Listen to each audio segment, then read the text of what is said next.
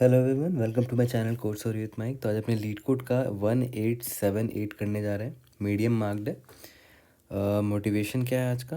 A seed cannot see the sunlight until it completely breaks through the dirt. Keep pushing upward through the darkness of your current struggles. Your season to bloom is waiting just on the other side. खुद को यहाँ पर खुद को seed की तरह treat करो। आपको भी इसी तरह पुश करते रहना पड़ेगा। Out of all the struggles you have right now, then definitely the best time is yet to come. 187, get biggest three rhombus sums in a grid. You are given an m cross an integer matrix grid. A rhombus sum is the sum of the elements that form the border of a regular rhombus shape in grid. मतलब जो भी rhombus बनेगा ना grid में, उसके border में जो sales होंगे उसकी वैल्यू का सम, वही rhombus सम कहलाता है। अभी एग्जाम्पल से देखेंगे। The rhombus must have the shape of a square rotated 45 degrees with each of the corner centred in a grid cell. मतलब रोम्बस देखा जाए तो कुछ है नहीं, बस स्क्वायर ही है, बस वो रोटेट कर दिया गया है 45 डिग्रीज की तरफ। जैसे ये देखो, ये रोम्बस हो गया, ये भी रोम्बस है, ये भी रोम्बस है। यहाँ पर अगर ड्रॉ करो तो ये भी रोम्बस होगा। ओके, तो below is an image of your 4 valid rhombus shapes with the corresponding colored cells that should be included in each rhombus sum। जैसे अगर आप इस ग्रीन वाले को देखोगे, ये जो बड़ा वाला ग्रीन वाला है, अगर ये एक रोम्बस अगर आप लेते हो तो आप इस रोम्बस सम क्या होगा? इस सेल का वैल्यू का सम, इसका सम, इसका सम, इसका सम, ये वाला, ये वाला। क्योंकि ये देख रहे हो इस रोम्बस के एकदम बॉर्डर्स में है, तो उन सेल्स का सम। सिमिलरली अगर आप ये रेड वाले को देखोगे तो ये जो रेड वाला रोम्बस है, इसका सम कैसे निकालोगे? इसके बॉर्डर में जो सेल्स है, एक तो ये सेल हो गया, ये हो गया, ये हो गया, ये और ये। सिमिलरली ब्लू वाले के लिए ये वाला, ये वाला, ये वाला, ये वाला। एक और इम्पॉर्टेंट चीज़ क्या बोला है कि note that the rhombus can have an area of zero also which is depicted by the purple rhombus in the bottom right corner. मतलब ये क्या बोल रहा है ना कि ये जो पर्पल सा डॉट है ना, ये बोल रहा है कि ये भी एक रोम्बस ही है, बस इसका साइड का वैल्यू ज़ीरो है। तो बोल रहा है कि इस सेल, तो इस रोम्बस का सम कैसे निकालेगा? कुछ नहीं करना है, इस सेल का वैल्यू ले लेना है। इस सेल का वैल्यू अगर 5 है तो इस रोम्बस का सम 5 आएगा। तो देखा जाए तो हर सेल एक ज़ीरो साइड का रोम्बस है। जैसे ये भी एक रोम्बस ही है, ये भी एक रोम्बस है, ये भी एक रोम्बस है। हर सेल एक रोम्बस है, having a rhombus of side zero. ये सारे सेल रोम्बस है। Okay, return the biggest 3 distinct rhombus sums in the grid in descending order. Okay, if there are less than 3 distinct values return all of them. क्या return करना है देखो तो, 3 distinct rhombus sums और descending order में return करना है। और if there are less than 3, 3 से कम हुआ तो उन सबको रिटर्न कर दो। तो इस एग्जांपल को देखते हैं। यहाँ पर अगर देखा जाए तो इसने जो बेस्ट 3 रोम्बस चुना है वो चुना है, एक तो ये ब्लू वाला, ये ग्रीन वाला और ये रेड वाला। और इनका सम देखो, यहाँ पर दिखाया भी है इसने। सबसे पहले ब्लू वाले रोम्बस को देखो, ये ब्लू वाला है, उसका सम 228 है। ब्लू वाले में क्या क्या है? 20 + 3 + 200 + 5। उसके बाद रेड वाले का देखो 200, रेड वाले का ये है 200 है, ये 2 है, ये 10 है, ये 4 है। और सिमिलरली ग्रीन वाले का 5, 200, 4 और 2 है। ओके, तो ये 3 बेस्ट सम होने वाले हैं। और आपके मन में आ रहा होगा कि यार ये छोटे छोटे रोम्बस क्यों लिया है? क्योंकि भाई इसी का सम सबसे ज़्यादा है। आप कोई भी और रोम्बस चुन के देखो। मान लेते हैं आपके मन में आ रहा है यार कि मैं एकदम बड़ा वाला रोम्बस चुनता हूँ, हो सकता है उसका बेटर आंसर है। तो एक काम करते, ये रोम्बस चुन लो, ये वाला, ये बहुत बड़ा रोम्बस है। तो इस रोम्बस का सम निकालो तो 5 + 3 8, 8 + 20, 3 + 20 + 5 + 2 + 4 + 10 + 20। तो ये यार ये बहुत छोटा वैल्यू देखा जाए तो। ये और इन जो ये जो रोम्बस थे ना, जो ब्लू ग्रीन और रेड वाले थे, देखो ये लोग, पता है इनकी वैल्यू ज़्यादा क्यों हो जा रही है? क्योंकि एन रोम्बस रोम्बस को दिमाग लगा के बनाया गया है। इसने क्या किया है, इंश्योर किया है कि जो बड़ा वाला वैल्यू है ना, ये देखो इंक्लूड हो जाए। ये देखो इस रोम्बस में 200 आ जा रहा है, इस रोम्बस में भी ये 200 आ रहा है, इस नंबर में भी 200 आ रहा है। तो ये गलत फहमी में मत रहना कि बड़ा रोम्बस का साइज़ लेंगे, रोम्बस का साइड का वैल्यू बड़ा होगा तो उसका वैल्यू ज़्यादा होगा। नहीं, हमें बस इतना देखना है कि जो भी आप रोम्बस बना रहे हो, जो भी रोम्बस बना रहे हो, उसके जो बॉर्डर में जो सेल्स हैं उनका वैल्यू बड़ा बड़ा होना चाहिए। ओके, तो चलो एटलीस्ट क्वेश्चन जो पूछ रहा है वो तो हमें समझ में आ गया है। कंस्ट्रेंट एक बार देखते हैं। एम और एन का वैल्यू जो जो नंबर ऑफ़ रोज़ और नंबर ऑफ कॉलम्स है वो काफ़ी कम है देखा जाए तो थोड़ा टेंशन कम है इसमें कि भाई एकदम बहुत ही ऑप्टिमल सोल्यूशन लिखना है। तो स्टार्ट ब्रूट फोर्स से कर लेंगे और क्या, क्योंकि ये 50 ही है मैक्सिमम। उसके बाद देखेंगे फर्दर ऑप्टिमाइज़ होता भी है कि नहीं। ग्रिड आई जे की वैल्यू 10⁻5 तक जा सकता है, ठीक है।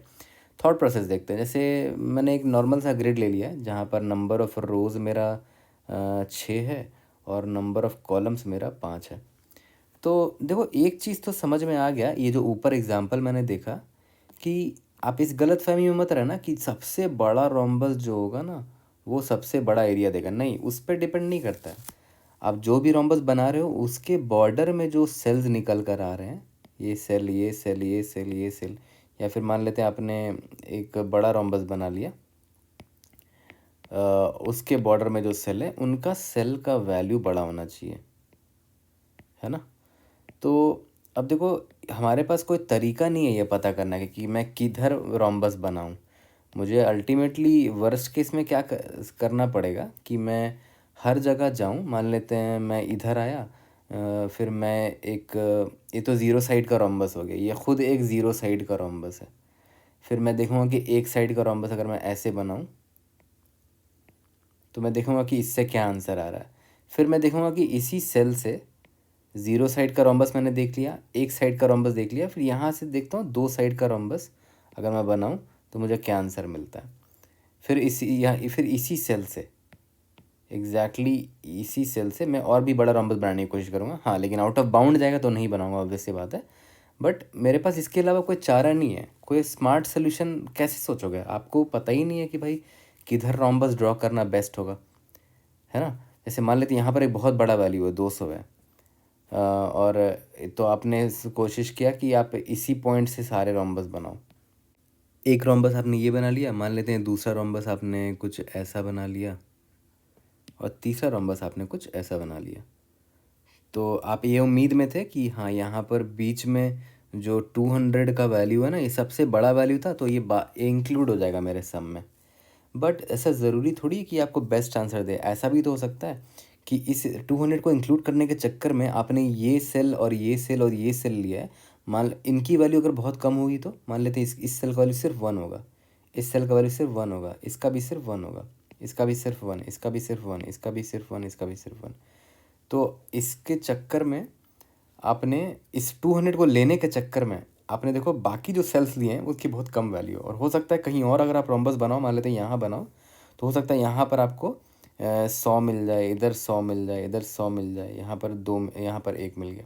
देखो ये आपको बेटर आंसर देगा, है ना। जैसे इस ब्लू वाले रोम्बस का सम बताओ कितना होगा, 200 + 1 + 1 + 1, 204 आ रहा है आंसर। और इस वाले रोम्बस का देखो, यहाँ पर इधर 1 हो गया, प्लस यहाँ पर 100 आ रहा है, प्लस यहाँ भी 100 आ रहा है, यहाँ भी 100 आ रहा है। तो देख रहे हो यहाँ पर 301 आ रहा है, which is a better answer. तो इस लालच में भी मत रहना कि जो सबसे बड़ा सेल का वैल्यू है वही पर रोम्बस का एक कॉर्नर सेट कर देंगे। जैसे यहाँ पर 200 था इसका वैल्यू, मान लेते हैं इस पूरे ग्रिड में सबसे मैक्सिमम वैल्यू यही था 200। तो इस उम्मीद में मत रहना कि मैं सारे रोम्बस को इसी सेल से अगर पास करवाऊँगा तो मुझे बेस्ट आंसर मिलेगा। नहीं, ये भी जस्ट हमने देख लिया एक सिंपल एग्जांपल से।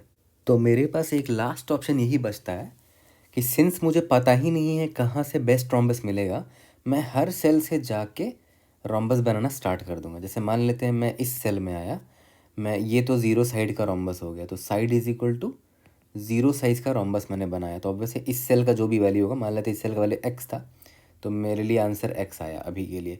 फिर मैं इसी सेल से one side is equal to 1 का रोम्बस बनाने की कोशिश करूँगा। तो यहाँ तो बन नहीं पाएगा, आउट ऑफ बाउंड हो जा रहा है। तो साइज इज इक्वल टू 1 नाम का भी नहीं बन पा रहा है, तो ब्रेक कर जाएंगे, नेक्स्ट सेल पे जाएंगे।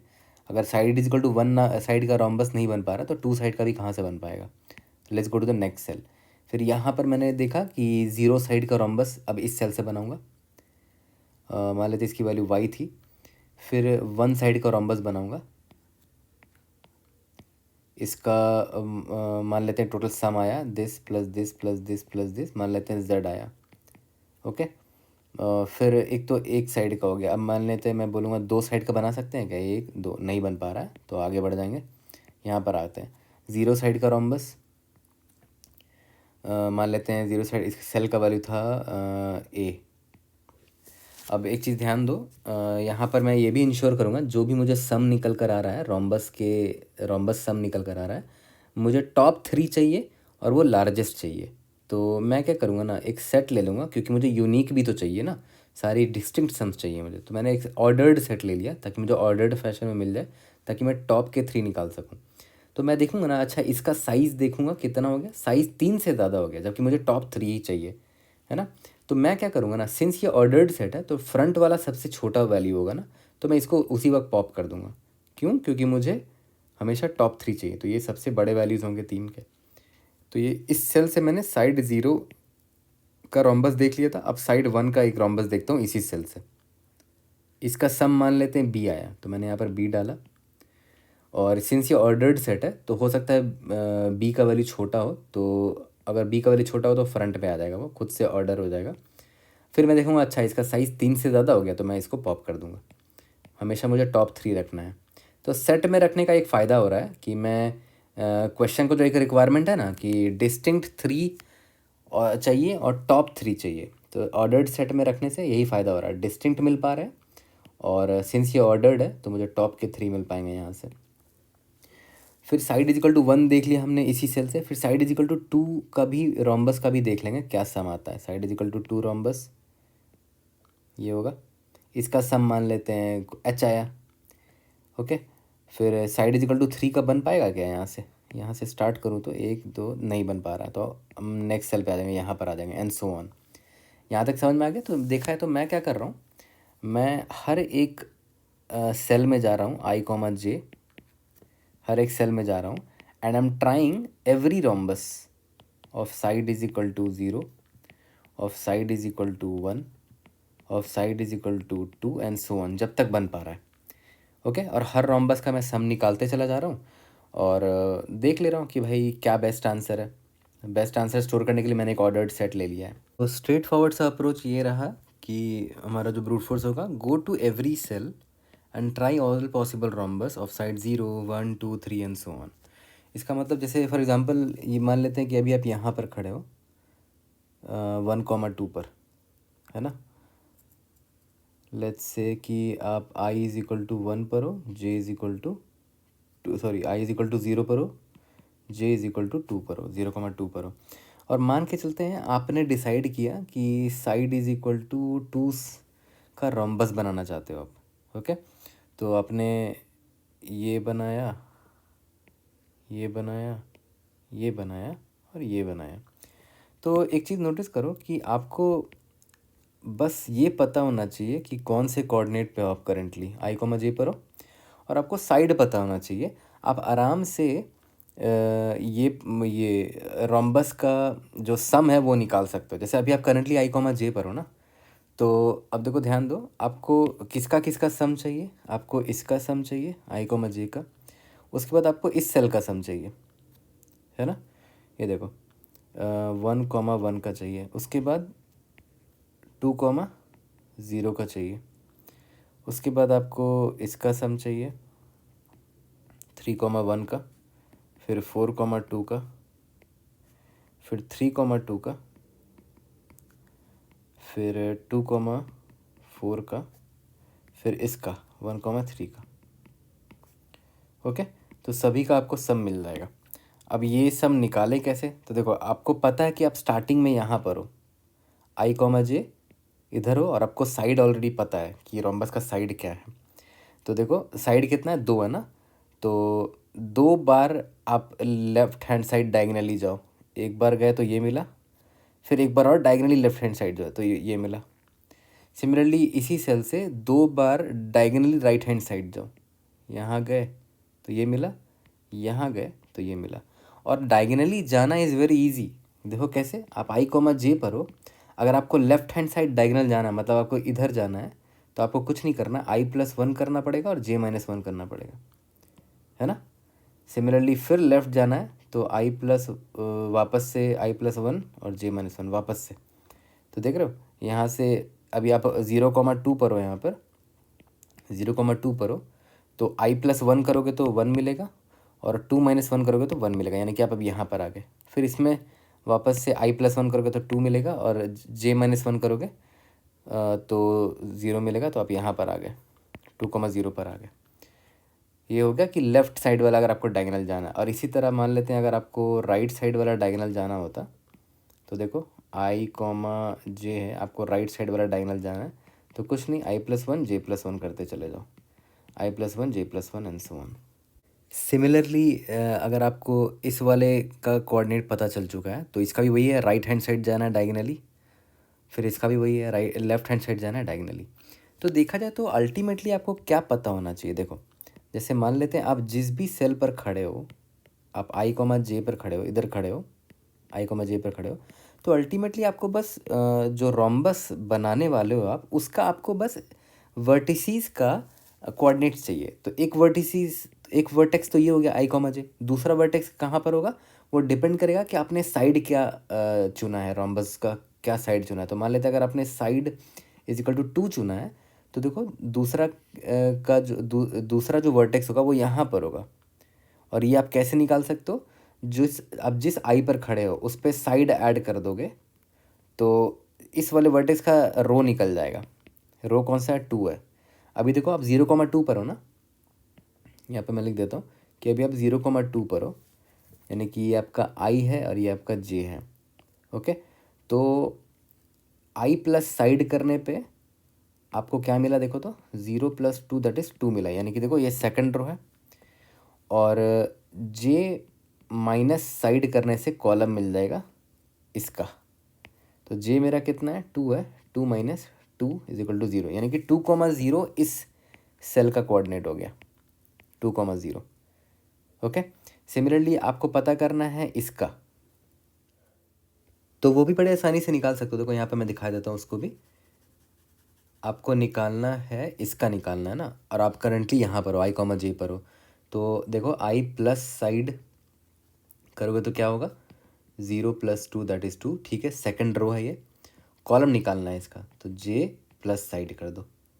अभी आप करंटली जे पर हो, तो जे का वैल्यू 2 था ना, 2+2 करोगे तो 4 कॉलम, यानी कि 2,4 है, सही बात है, देखो 2,4 है ये। ओके, और एक लास्ट वर्टेक्स कौन सा बचता है, ये वाला बचता है। अब मुझे इसको निकालना है, तो नोटिस करो ये है एक्चुअली में कुछ है नहीं, ये है i+2 टाइम्स ऑफ साइड है, यानी कि 0+2⁴, यानी कि फोर्थ रो है ये। और कॉलम कौन सा है, कॉलम जे है, जे का जे ही रहेगा। ये देखो इसका, ये है मेरा 4,2 है, ये निकाला अभी हमने 4,2। तो बड़ा सिंपल सा हमने यहाँ पर ये निकाल लिया कि अगर आप आई कॉमा जे पर खड़े हो, आई कॉमा जे पर खड़े हो, तो जो 4 रोम्बस के वर्टिसीज है वो आपको आराम से मिल जाएंगे। एक आई कॉमा जे मिल गया आपको, दूसरा आपको आई plus side comma j minus side, तीसरा आपको मिल गया आई प्लस साइड कॉमा जे प्लस साइड, चौथा मिल गया i+2 इंटू साइड कॉमा जे मिल गया। तो यहाँ पर देख रहे हो i+2 इंटू साइड जो मैंने किया था उससे मुझे ये वाला रो मिला था। तो यार इतना कॉम्प्लेक्स करने से पता है बेटर क्या है, आप इतना कॉम्प्लेक्स करो ही मत इसको। देखो एक और सिंप्लीफिकेशन आप यहाँ पर ये कर सकते हो कि आप जिस भी सेल में खड़े हो, मान लेते हैं आप आई कॉमा जे पर खड़े हो, इसको मैं थोड़ा सा क्लीन कर देता हूँ। जिस भी सेल पर आप खड़े हो, मान लेते हैं आप, चलो मान लेते हैं आप यहाँ पर खड़े हो, आई कॉमा जे पर खड़े हो, तो या तो एक तरीका वो था कि आप यहीं से रोम्बस बनाना स्टार्ट करो, 0 साइड का, 1 साइड का, 2 साइड का एंड सो ऑन।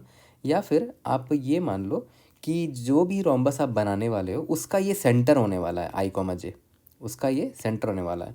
तो अगर ये सेंटर है तो 0 साइड का रोम्बस क्या होगा, आई कॉमा जे वाला जो सेल है यही होगा। फिर 1 साइड का रोम्बस क्या होगा, ये होगा, और उसका सेंटर अभी भी यही है, तो सेंटर इसको मान लो। और मान लेते हैं 2 साइड का रोम्बस लेना है, तो ये होगा और सेंटर अभी भी यही है। तो देखो मैं ये पता है क्यों कर रहा हूँ, थोड़ा सा सिंप्लीफिकेशन करने के लिए। देखो अगर आप आई कॉमा जे पर खड़े हो ना, तो अगर आपका साइड इज इक्वल टू मान लेते हैं 1 है, तो जो ऊपर वाला जो वर्टेक्स होगा ये वाला, वो कुछ नहीं होगा, आई माइनस साइड कॉमा जे होगा। और जो लेफ्ट हैंड साइड वाला ये वाला जो वर्टेक्स होगा, ये होगा आई comma j minus side. Similarly नीचे वाला क्या होगा, आई प्लस साइड कॉमा जे। और ये राइट हैंड साइड वाला क्या होगा, आई कॉमा जे प्लस साइड। तो यहाँ पर देख रहे हो प्रीवियस के टाइम की तरह मुझे मल्टीप्लाई नहीं करना पड़ रहा है। मतलब याद है पहले यहाँ पर जब मैं था आई कॉमा जे, तो नीचे वाला वर्टेक्स निकालने के लिए मुझे आई प्लस 2 इंटू साइड जो करना पड़ा था ना, उतना करने की ज़रूरत ही नहीं है। मैं थोड़ा सा और सिंप्लीफाई कर दिया इसको। सिंपली अगर आपको आई कॉमा जे पता है ना, तो लेफ़्ट निकालो, राइट वाला निकालो, ऊपर वाला निकालो, नीचे वाला निकालो, चारों वर्टेक्स ऐसे ही निकल गए आपके सिंपल तरीके से। और मान लो साइड इजिकल टू मान लेते हैं 2 होता, तो कुछ नहीं, फॉर्मूला वही है, आई माइनस 2 यानी कि ये वाला कॉमा जे, यानी कि ये वाला वर्टेक्स हो गया एक, ठीक है। और दूसरा वर्टेक्स आई कॉमा जे माइनस साइड यानी कि ये वाला हो गया। तीसरा वर्टेक्स आई प्लस साइड कॉमा जे यानी कि ये वाला, आई कॉमा जे प्लस साइड यानी कि ये वाला, ठीक है। आपको जैसे ही चारों वर्टेक्स मिल गए, आपका आधा काम यहीं पर सॉल्व हो चुका है। उसके बाद कुछ नहीं करना है, हर वर्टेक्स से, जैसे मान लेते ये वाला वर्टेक्स है, वहाँ से कितना सेल का सम लेना है। एक तो ये सेल का सम लेंगे, फिर एक बार और जाएंगे इस सेल का सम लेंगे, एक बार और डायगोनली जाएंगे इस सेल का सम लेंगे, फिर उसके बाद यहाँ से लेफ्ट हैंड साइड जाएंगे इस सेल का सम लेंगे, राइट लेफ्ट हैंड साइड जाएंगे इस सेल का सम लेंगे, फिर इस वाले सेल से देखो राइट हैंड साइड जाएंगे इस सेल का सम लेंगे, राइट हैंड साइड जाएंगे इस सेल का सम लेंगे, फिर इस वाले सेल से देखो लेफ्ट हैंड साइड जाएंगे इस सेल का सम लेंगे, लेफ्ट हैंड साइड जाएंगे इस सेल का सम लेंगे। और डायगोनली ट्राइवर्स करना मैंने आपको थोड़ी देर पहले सिखा दिया था कि अगर आप आई कॉमा जे पर हो, अगर आपको left hand side diagonally traverse करना है, तो कुछ नहीं करना है, जो भी आपका आई कॉमा जे है ना, उसमें i plus 1 comma j minus 1 करते जाओ, i plus 1 j minus 1 and so on. कब तक करोगे, जितना साइड का वैल्यू है। जैसे देखो साइड का वैल्यू मान लेते हैं मेरा 2 है इस रोम्बस का, तो यहाँ पर आप कितने सेल्स तक जाओगे, मान लेते हैं आप यहाँ पर हो, ओके। तो दो साइड का वैल्यू 2 है ना, तो मान लेते हैं ये है आपका I dash comma J dash है। तो उसमें एक बार आई प्लस 1 और जे माइनस 1 किया मैंने, एक बार और किया आई plus 1 j minus 1।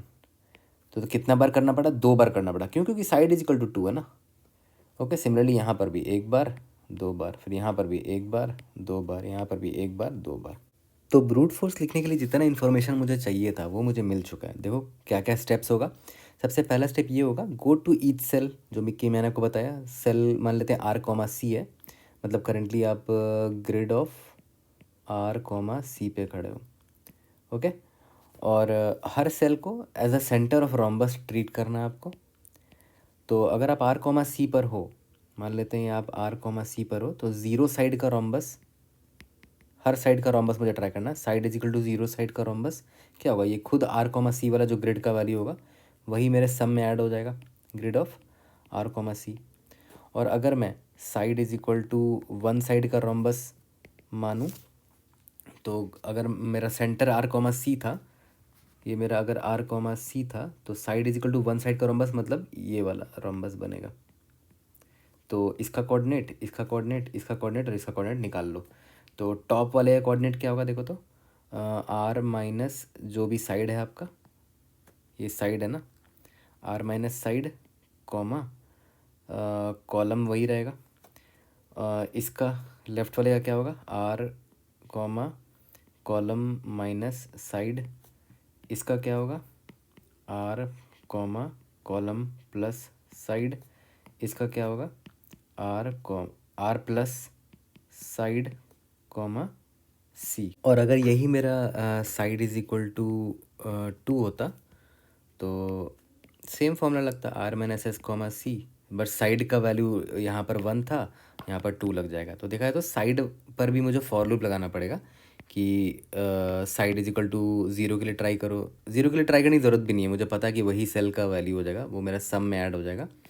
Side is equal to 1 के लिए ट्राई करो, तो ये कोऑर्डिनेट्स निकल कर आएगा, जो भी कोऑर्डिनेट निकल कर आएगा उससे जो भी रोम्बस बन रहा है उसका सम निकालो, साइड इज इक्वल टू 2 के लिए निकालो and so on.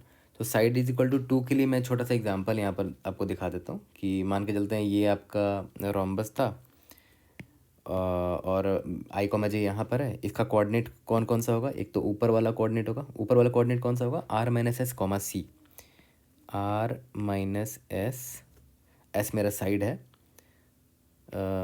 Comma c, है ना। और उसके बाद देखो अभी आप ऊपर हो तो आपको रोम्बस का सम चाहिए ना, तो आर माइनस एस कॉमा सी को तो आपने ऐड कर लिया अपने सम में, ये रहा आपने सम में इसको ऐड कर लिया, सम प्लस इज इक्वल टू। अब आपको डायगनली राइट हैंड साइड जाके इन सब का भी सम लेना है। ओके, तो राइट हैंड साइड जाने के लिए क्या करेंगे, जो भी आपका ग्रिड है आर माइनस एस था ना, जो भी आपका सेल है आर माइनस एस था उसमें +1 कर दो, सी +1 कर दो, तो डायगनली राइट हैंड साइड आप यहाँ पर आ गए, फिर +1 कर दो, तो आर माइनस एस था उसमें +2 कर दिया इस बार, तो यहाँ पर आ गए, यहाँ पर C+2 कर दिया तो इस वाले कोऑर्डिनेट पर आ गए। ओके, तो इन तीनों का सम मिल गया। अब यहाँ पर नोटिस करो, यहाँ पर आप फॉर लूप जो लगा रहे हो सभी का सम निकाल, मान लेते इस डायगोनल का सम चाहिए तो आपको ऑब्वियसली फॉर लूप लगाना पड़ेगा। तो यहाँ पर नोटिस करो are minus s comma c था, फिर आर माइनस एस +1 हुआ, फिर आर माइनस एस +2 हुआ एंड सो ऑन। कब तक प्लस करना पड़ रहा है, जितना साइड का वैल्यू है मेरा।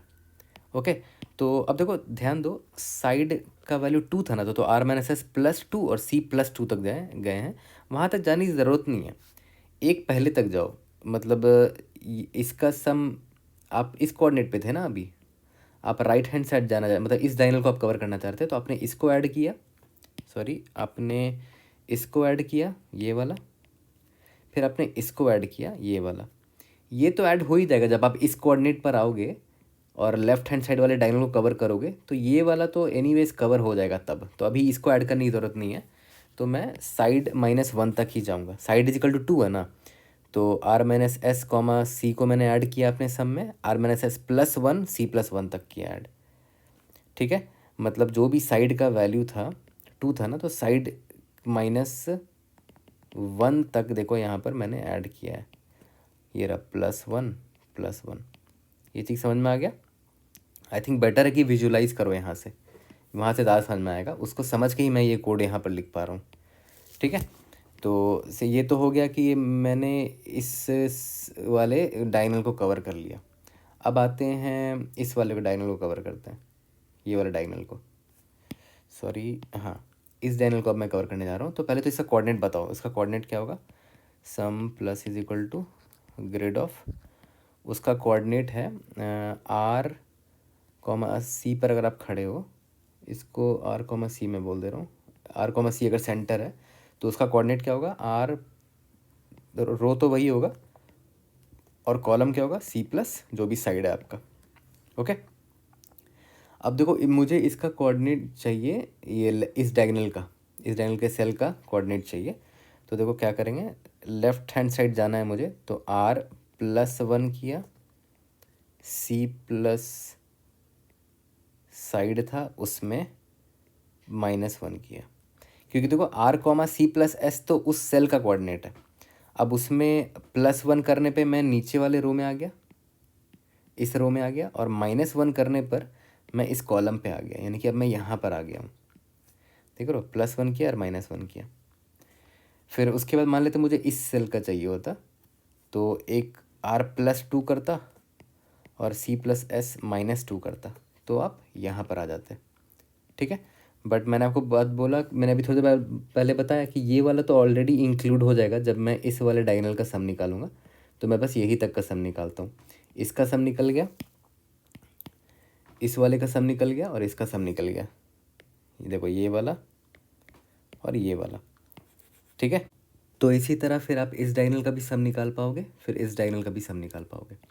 ओके, तो एक काम करते हैं, पहले इसको पकड़ते हैं, ये वाला जो था ना, ये याद करो, आर माइनस एस कॉमा सी कौन था, ये वाला था ना, ये वाला, और यहाँ से आप राइट हैंड साइड जाके इस डायगोनल का सम निकाल रहे थे, तो r minus s comma c, r minus s +1 C +1 and so on. तो इसको आप ऑब्वियसली एक एक करके सभी को थोड़ी ऐड करोगे, जितना साइड का वैल्यू है साइड -1 तक जाओगे और उन सभी का सम निकालोगे, उन सभी सेल्स का सम निकालोगे। इसका सम आपको इसका वैल्यू मिल गया, फिर इसका वैल्यू को ऐड करोगे तो ऑब्वियस है। और बड़ा रोम्बस होता, मान लेते इतना बड़ा रोम्बस होता तो इसका सम, इसका सम, इसका सम एंड सो ऑन, आगे तक जाते आप, है ना। तो इसको फॉर लूप लगा के ही आप ऐड कर पाओगे ना, ऐसे थोड़ी ऐड कर पाओगे। तो देखो टॉप वर्टेक्स क्या था, R-S, ये वाला, और टॉप टू आप राइट वर्टेक्स जा रहे हो, यानी कि इस डायगोनल की भी मैं बात कर रहा हूँ। इसको मैं यहाँ ड्रॉ भी कर देता हूँ, ये वाला डायगोनल की बात कर रहा हूँ, R-S, और ये जो राइट वर्टेक्स था यहाँ पर, मुझे इसका सम चाहिए। तो कैसे करेंगे, राइट वर्टेक्स आपका R, C+1 है, तो फॉर R-S, है, ग्रिड ऑफ R-S, S मेरा साइड है, C है, ये तो ऐड करूँगा ये अपने सम में। लेकिन जो नेक्स्ट सेल चाहिए होगा वो कैसे मिलेगा, जो भी आपका इसका आई इंडेक्स है और इसका जो भी जेथ इंडेक्स है उसमें जस्ट +1 करते चले जाओ। तो जो भी मुझे फिर एक बार और +1 करते चले जाओ, तो आगे वाला सेल आपको मिलता चला जाएगा। तो यहाँ पर एक काम करते हैं, के नाम का वेरिएबल ले लेते हैं, k = 0, k <, याद करो साइड -1 तक मैंने आपको बोला था, साइड तक नहीं बोला था। साइड -1 तक क्यों कर रहे हैं, क्योंकि मुझे ये सेल चाहिए और सिर्फ ये सेल चाहिए, यहाँ तक जाने की ज़रूरत नहीं, क्योंकि जब मैं इस कोऑर्डिनेट को, इस डायगोनल को कंसिडर करूँगा तो ये वाला सेल को मैं ऐड करूँगा ही। तो इसीलिए साइड -1 तक k++, और इस इक्वेशन को, ये जो ग्रिड ऑफ R-S को मैं इसको जेनेरिक बना देता हूँ, R-S + k, C+k। तो देखो इससे होगा क्या, जब k का वैल्यू 0 रहेगा तो ये क्या निकल कर आएगा, ग्रिड ऑफ R-S, क्योंकि k 0 है और ये c होगा। याद करो ये मैंने ऐड भी किया था R-S, C, ये रहा। उसके बाद जब k का वैल्यू 1 आएगा तो ग्रिड ऑफ R-S +1 हो जाएगा और C+1 हो जाएगा। याद करो ये नेक्स्ट सेल का वैल्यू था, यहाँ पर हमने ऐड किया था। ओके, तो मैं क्या करूँ, सिंपल फॉर लूप लिख के हर डायगोनल का सम निकाल रहा हूँ। फिर इसी तरह दूसरे वाले डायगोनल का, ये वाला जो, ये मान लेते हैं ये वाला डायगोनल है राइट टू बॉटम, यानी कि राइट वाला जो वर्टेक्स है ये वाला, यहाँ से मुझे बॉटम जाना है। ओके, तो राइट वर्टेक्स आपका क्या था, R, C+S था ना, R, C+S था। हाँ, अब यहाँ पर मैं वही करूँगा, फॉर लूप लगाऊंगा, k = 0, k <= साइड -1 तक k++। अब देखो यहाँ ध्यान दो, आप लेफ्ट डायगोनल की तरफ ट्रैवर्स कर रहे हो।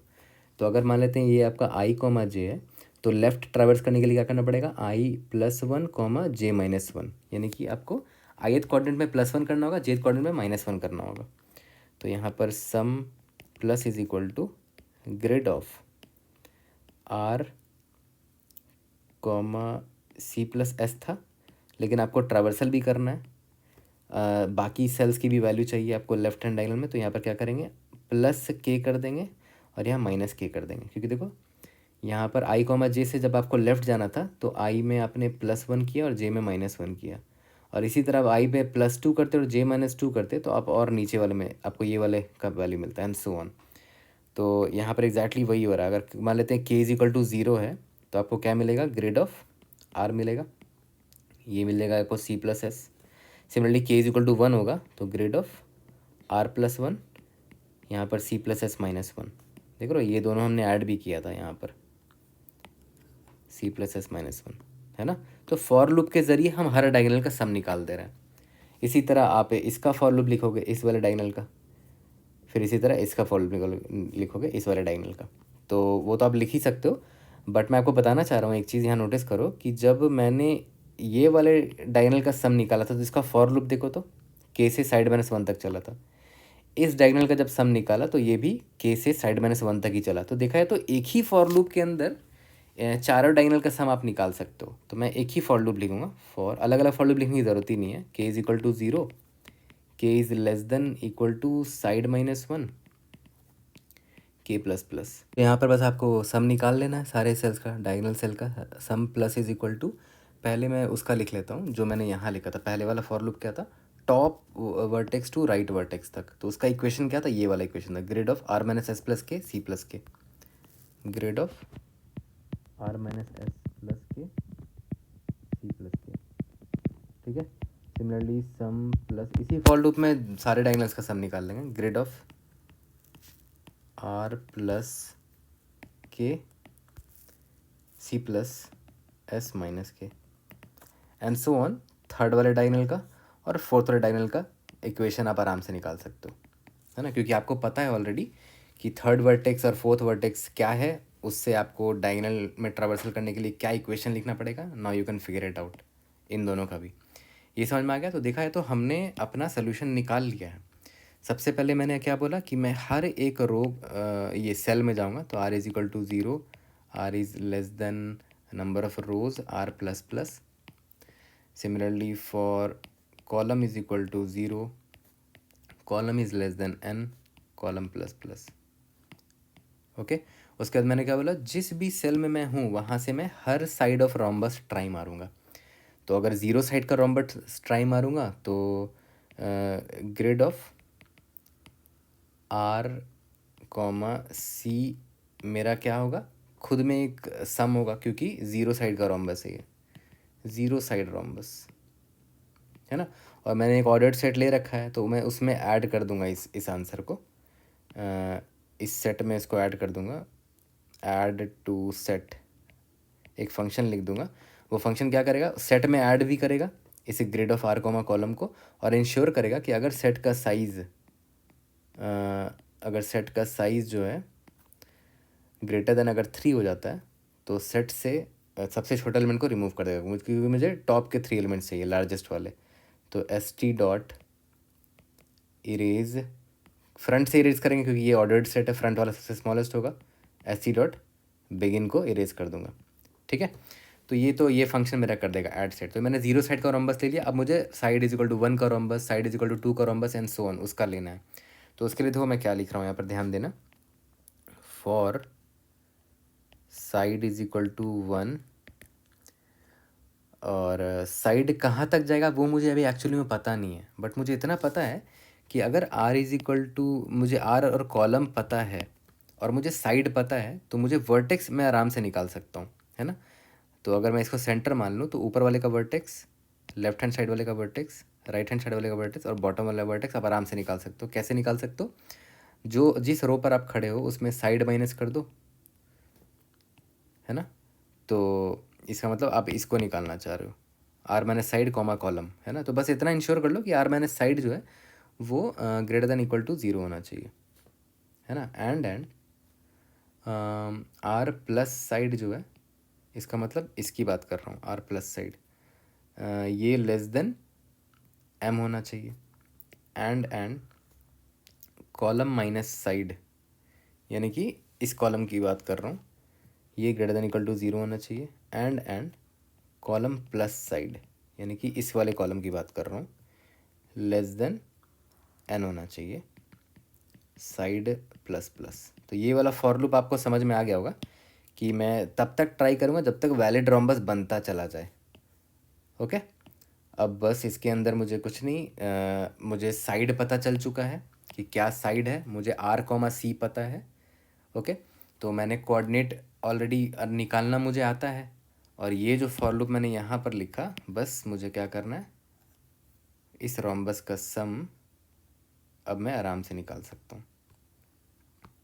इस फॉर लूप को बस मैं यहाँ पर अंदर एम्बेड कर दूंगा, ठीक है। K0 K लेस देन, क्योंकि साइड अब मुझे पता चल गया कि मैं किस साइड को देख रहा हूँ, तो साइड -1 यहाँ पर यूज़ हो जा रहा है, और साइड इज इक्वल टू 1 वाले रोम्बस का सम निकल जाएगा। फिर similarly side is equal to 2 होगा तो उसके रोम्बस का सम निकल जाएगा, इसी जेनेरिक फार्मूला से, ठीक है। तो देखो कोड आप कैसे भी कर सकते हो, बट मैंने कोशिश किया कि जितना मैं जेनेरिक कोड लिख सकूँ, जितना क्लीन कोड लिख सकूँ, इसलिए मैंने यहाँ पर जेनेरिक इक्वेशन निकाल दिया है, एक ही फॉर लूप के अंदर सारे डायगोनल का सम निकाल दिया है। Rhombus of side is equal to 1 का डायगोनल्स का sum, rhombus of side is equal to 2 का डायगोनल्स का sum, and so on.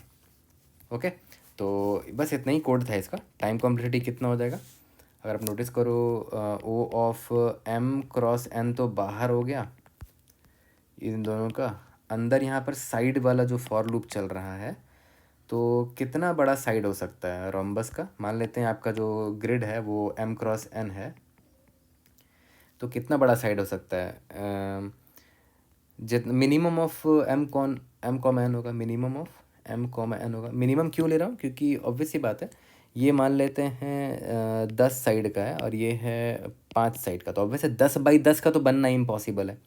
5 by 5 का ही आप बना पाओगे ना, स्क्वायर या फिर रॉम्बस। तो इसीलिए दोनों में से जो मिनिमम है वो होगा minimum of m comma n times ये वाला साइड वाला फॉर लूप चलेगा।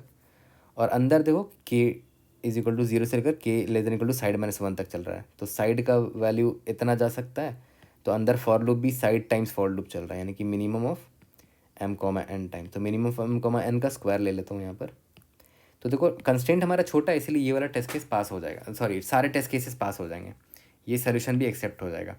स्पेस कॉम्प्लेक्सिटी हमारा देखा जाए तो अपने अच्छा हमने ऑर्डर्ड सेट लिया है ना, तो ओ ऑफ एम क्रॉस एन, हम सारे सेल्स के वैल्यू को ऑर्डर सेट में तो डालेंगे ही डालेंगे, क्योंकि हर एक सेल खुद में एक जीरो साइड का रोम्बस है, तो वर्स्ट केस में ये होगा। बट मैंने आपको क्या बताया था कि सेट का साइज़ मैं 3 से ज़्यादा बढ़ने नहीं दे रहा हूँ, तो ओ ऑफ 3 साइज़ का सेट है एक्चुअली में हमारा, 3 से ज़्यादा बढ़ने नहीं दूंगा उसको, इसको आप कांस्टेंट भी बोल सकते हो। देखा है तो हमारा स्पेस कांस्टेंट है यहाँ पर। ये वाला कोड करते हैं, उसके बाद चलते हैं कि फर्दर इसको हम कैसे ऑप्टिमाइज। तो चलो इसका कोड फिनिश कर लेते हैं। सबसे पहले मैंने एम और एन डिफाइन कर लिया है, और मैंने बोला था कि ऑर्डर्ड सेट लेंगे जिसमें मेरा टॉप के 3 आंसर्स मैं स्टोर करूँगा। अब फॉर लूप लिखते हैं, int r is equal to 0, r is less than m, r plus plus, for int c is equal to 0, c is less than n, c plus plus. Row और column पे हर एक cell पे जाएंगे, और zero side का जो rhombus है, zero side rhombus है, उसको मैं सेट में ऐड कर लूँगा, ऐड सेट, उसमें मैं पास कर देता हूँ ग्रिड ऑफ आर कॉमा सी। ये तो जीरो साइड का रोम्बस है, हर एक सेल एक जीरो साइड का रोम्बस है, तो ये हो गया, इसको ऐड कर दिया। ऐड सेट नाम का फंक्शन हम लोग लिख लेंगे यहाँ पर।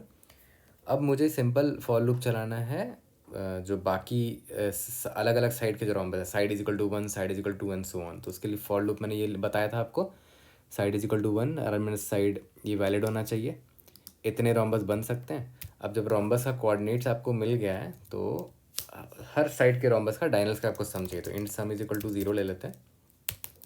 For int k is equal to 0, k is less than equal to side -1 k plus plus, ये भी मैंने आपको दिखाया था।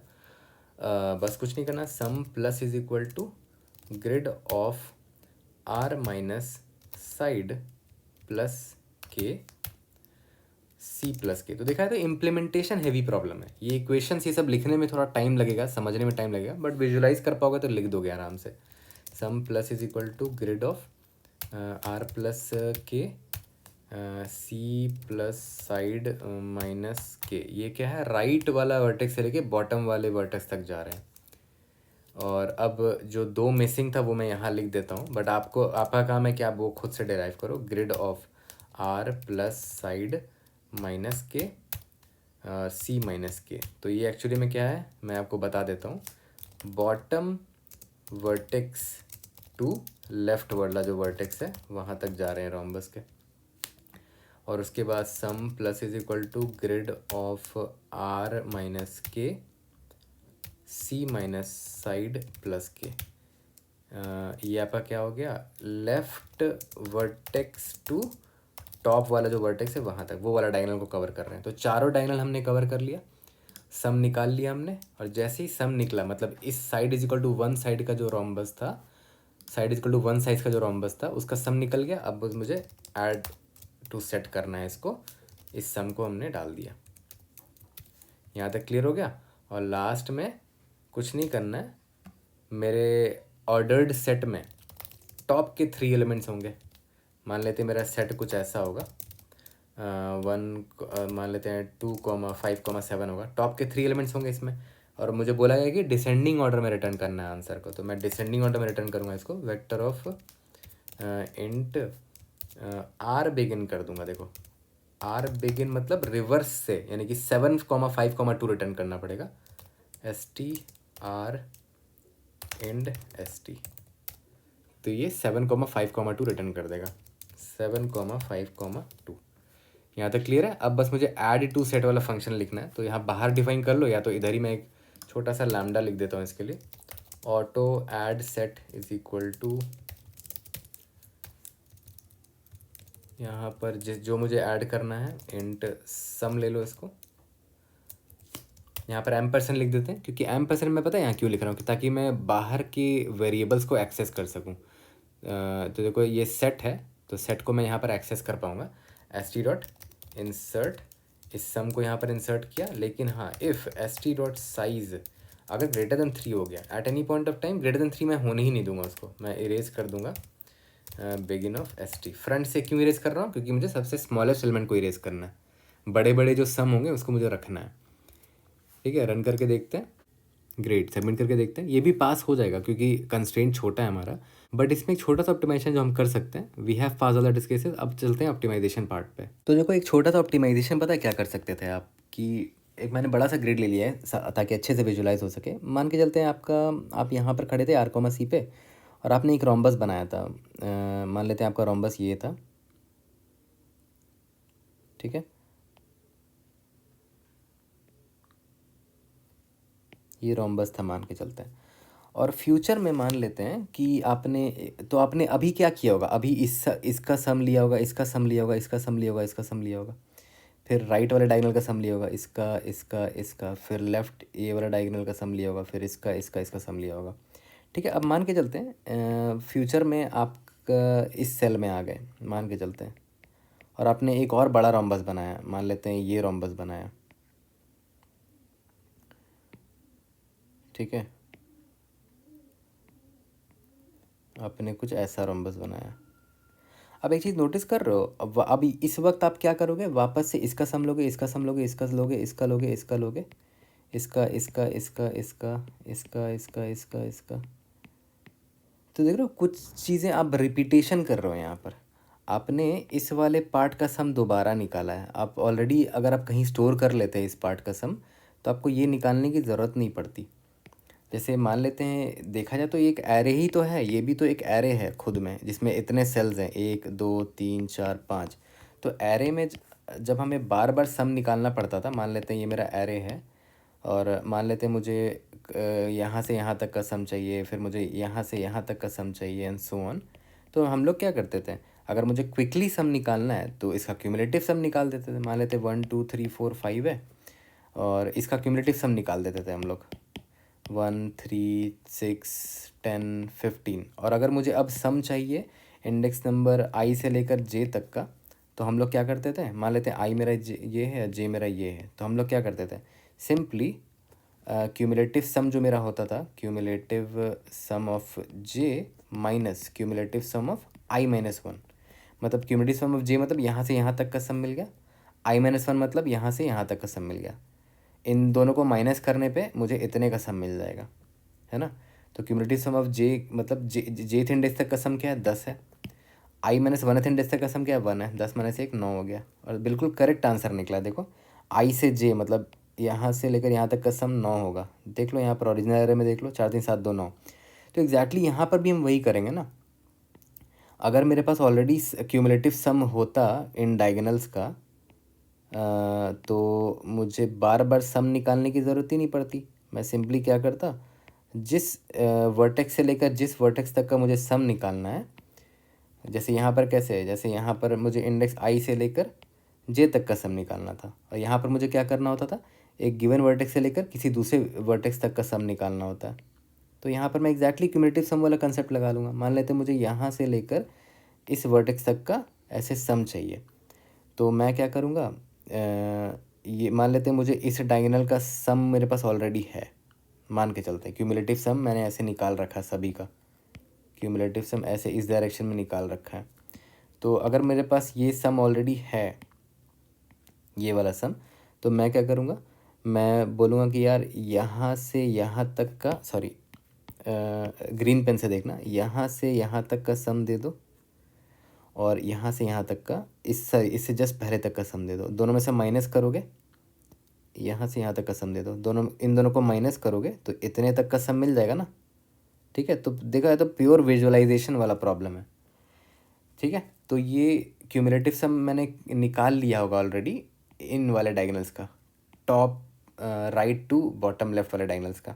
मेरे पास क्यूमुलेटिव सम ऑलरेडी होना चाहिए ये वाले डायगोनल्स का, ये वाला डायगोनल्स का, ये वाला डायगोनल्स का, ये वाला डायगोनल्स का, ठीक है। और सिमिलरली फ्यूचर में मुझे अगर जो भी रोम्बस मैं बना रहा हूँ, अगर मुझे कोई ऐसा डायगोनल मिले, मान लेते हैं कोई ऐसा डायगोनल मिल गया, मुझे इसका सम चाहिए, तो राइट साइड वाले डायगोनल का भी हम क्यूमुलेटिव सम एक दूसरे ग्रिड में निकाल लेंगे, जहाँ पर मैंने राइट साइड वाले डायगोनल्स का क्यूमुलेटिव सम निकाल रखा हो ऑलरेडी। तो यहाँ पर एग्जैक्टली मैं वही दिमाग लगाऊंगा। देखो रेड पेन से दिखा रहा हूँ, मैं बोलूँगा यार ये जो है मेरा, इसका क्यूमुलेटिव सम मुझे ऑलरेडी पता है, तो मैं बोलूँगा यार यहाँ से यहाँ तक का सम दे दो और यहाँ से यहाँ तक का सम दे दो और दोनों को माइनस कर दो तो इतने का निकल कर आ जाएगा, है ना। तो थोड़ा विजुअलाइजेशन ज़्यादा है इसमें, बट अगर आप इसको समझोगे कि मैं करना क्या चाह रहा हूँ तो आप समझ में आ जाएगा कि हाँ ज़्यादा डिफ़िकल्ट काम नहीं कर रहे हैं, बस डायगोनल वाले का क्यूमुलेटिव सम निकाल ले रहे हैं। और फ्यूचर में जब एक वर्टेक्स से दूसरे वर्टेक्स का सम निकालना होगा तो मैं क्यूमुलेटिव सम वाला दिमाग लगा के ईजिली सबका सम निकाल लूँगा। ये तो क्लियर हो गया होगा। अब चाहे तो आप वीडियो पॉज करके खुद से क्यूमुलेटिव सम निकालने की कोशिश करो, मैं आपको दिखा भी दूंगा कि कैसे क्यूमुलेटिव सम निकालना है। बट एक ज़रूरी चीज़ और बता देता हूँ, जैसे मान के चलते हैं कि आपका जो रोम्बस है वो कुछ ये था, मान लेते हैं ये आपका रोम्बस था,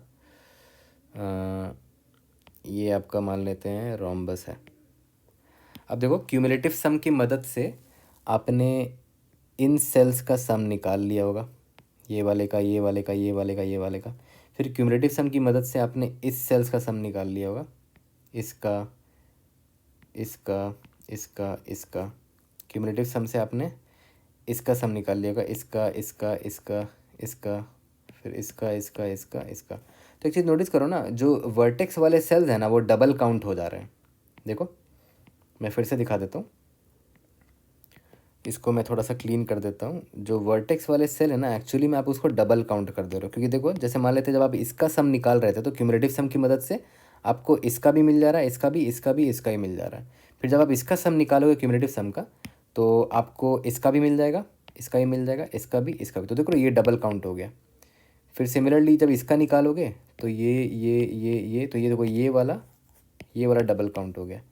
जब इसका निकालोगे तो ये वाला डबल काउंट हो गया और ये वाला डबल काउंट हुआ ही, ये भी हो गया डबल काउंट। तो हर वर्टेक्स डबल काउंट हो जा रहा है। तो एक काम करेंगे, पहले तो सम निकाल देंगे पूरे सेल्स का, रोम्बस का सम निकाल देंगे, उसके बाद लास्ट में माइनस कर देंगे। जो भी मेरा ओवरऑल सम निकलेगा ना उसमें मैं माइनस कर दूंगा डबल काउंटेड जितने भी थे, डबल काउंटिंग मतलब कुछ नहीं, जो जो वर्टेक्स थे उनको एक एक बार उनकी वैल्यू को माइनस कर दूंगा अपने सम से। यहाँ तक क्लियर हो गया।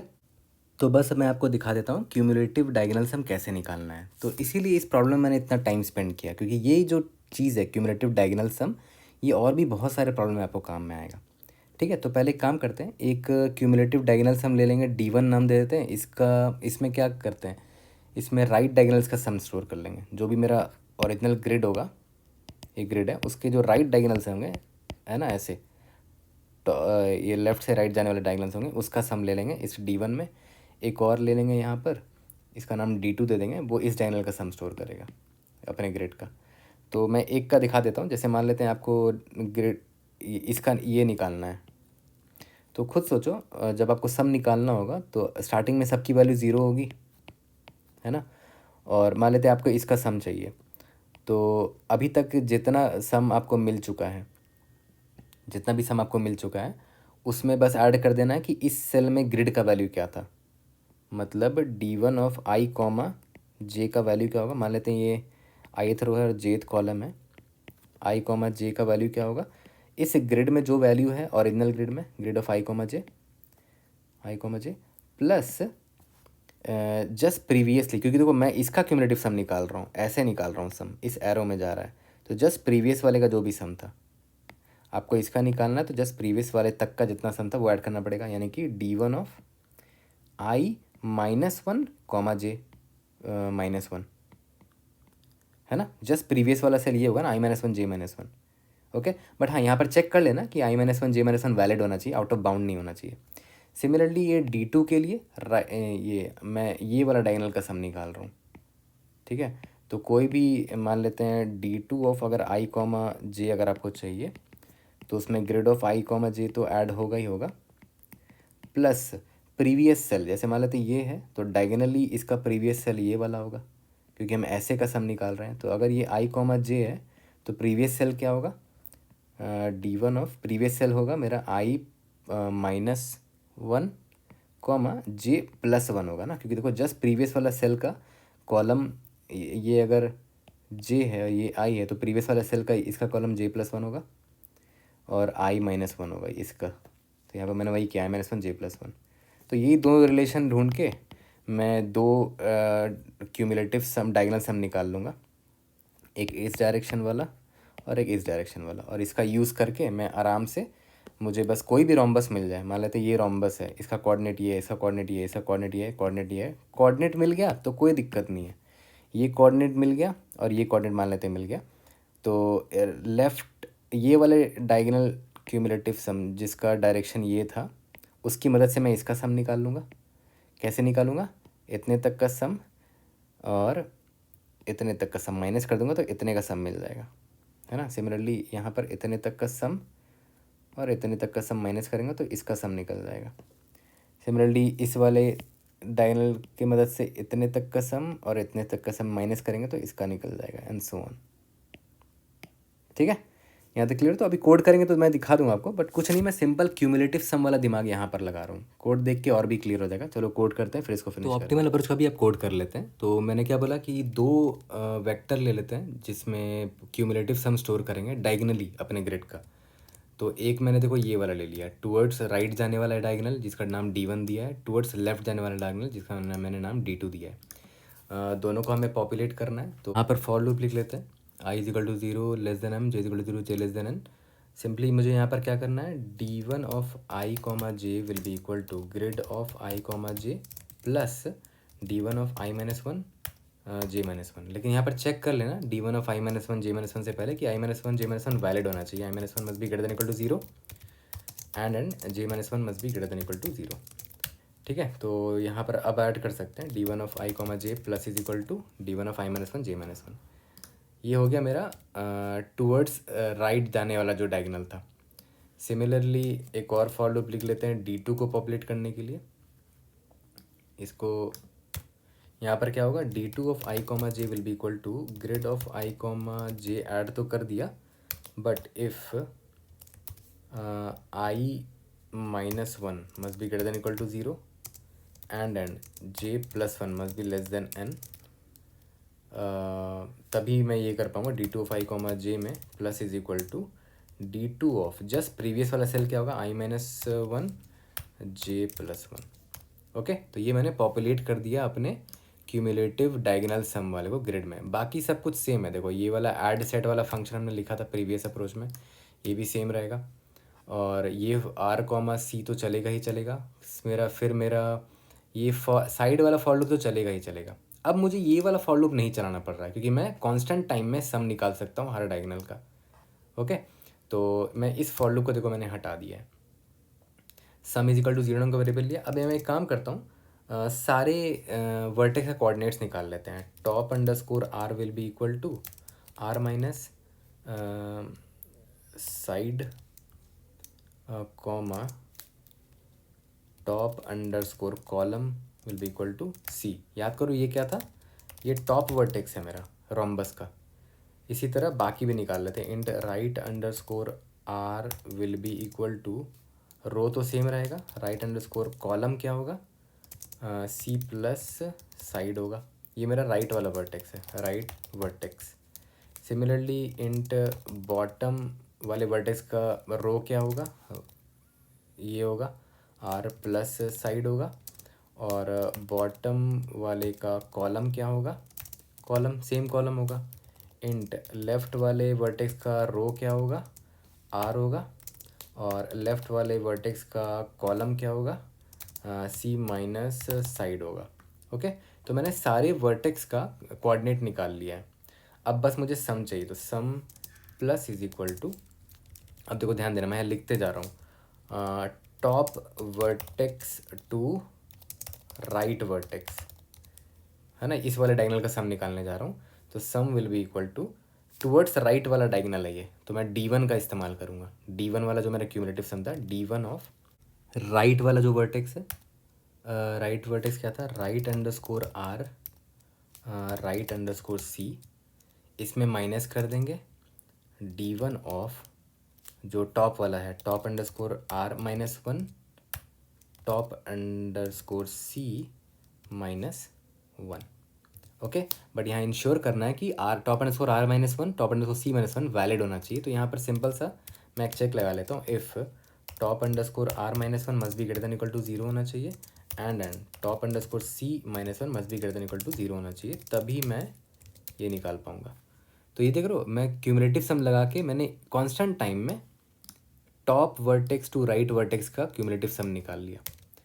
यहाँ तक क्लियर हो गया। सिमिलरली अब मैं क्या करूँगा, right vertex to bottom vertex का निकाल लेता हूँ। तो यहाँ पर हो जाएगा sum plus is equal to, ये देख रहे हो टूवर्ड्स लेफ्ट वाला डायगोनल है तो D2 का यूज़ करूँगा।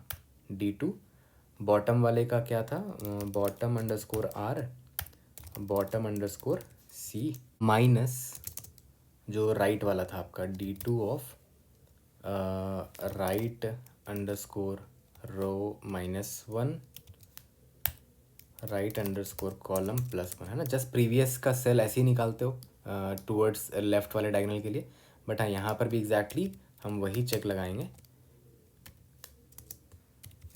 ये चेक कि आउट ऑफ बाउंड नहीं होना चाहिए। Right underscore R minus 1 greater than equal to 0 होना चाहिए, right underscore C plus 1 less than n होना चाहिए। ओके, इसी तरह मैं बाकी का भी निकाल लेता हूँ, मतलब बॉटम वर्टेक्स से लेकर लेफ्ट वाला जो वर्टेक्स है वो, और जो लेफ्ट वाला वर्टेक्स है वहाँ से लेकर टॉप वाला वर्टेक्स, उन दोनों का लिख लेता हूँ टाइम सेव करने के लिए। देखो मैंने ऑलरेडी लिख दिया था, यहाँ पर मैंने कॉपी पेस्ट किया है।